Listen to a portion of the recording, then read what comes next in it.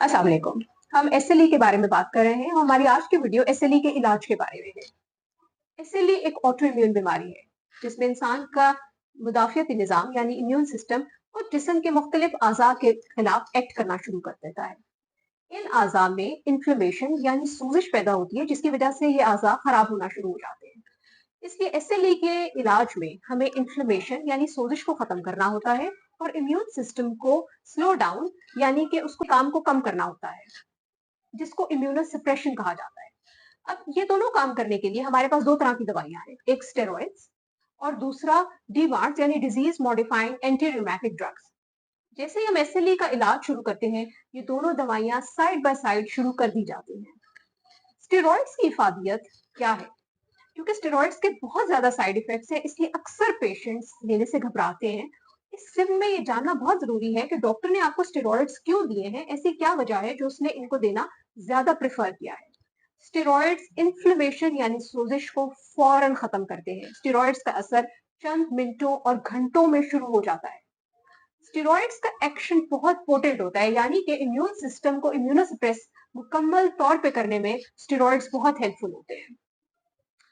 साथ ही साथ disease modifying anti rheumatic drugs भी शुरू कर दी जाती हैं। ये दवाइयां भी यही दो काम करती हैं, सोजिश को कम करती हैं और इम्यून सिस्टम को स्लो डाउन करती हैं।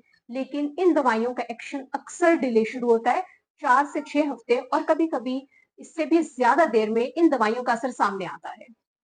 ये जो पीरियड है 4 to 6 वीक्स का, इसमें अगर हम इन्फ्लेमेशन पे काबू नहीं पाएंगे, इम्यून सिस्टम को सप्रेस नहीं करेंगे, तो जब तक बीमारी कंट्रोल में आएगी हमारे ऑर्गन्स डैमेज हो सकते हैं। इसलिए इनिशियली 1.5 से 2 महीने स्टेरॉइड्स का कम से कम मिकदार में इस्तेमाल आपके मर्ज को बहुत जल्दी और मुकम्मल तौर पे कंट्रोल में लाने में हेल्प करता है। इसके बाद जब डिजीज मॉडिफाइंग ड्रग्स का एक्शन शुरू हो जाता है, तो हम स्टेरॉइड्स को कम करके बंद करते हैं।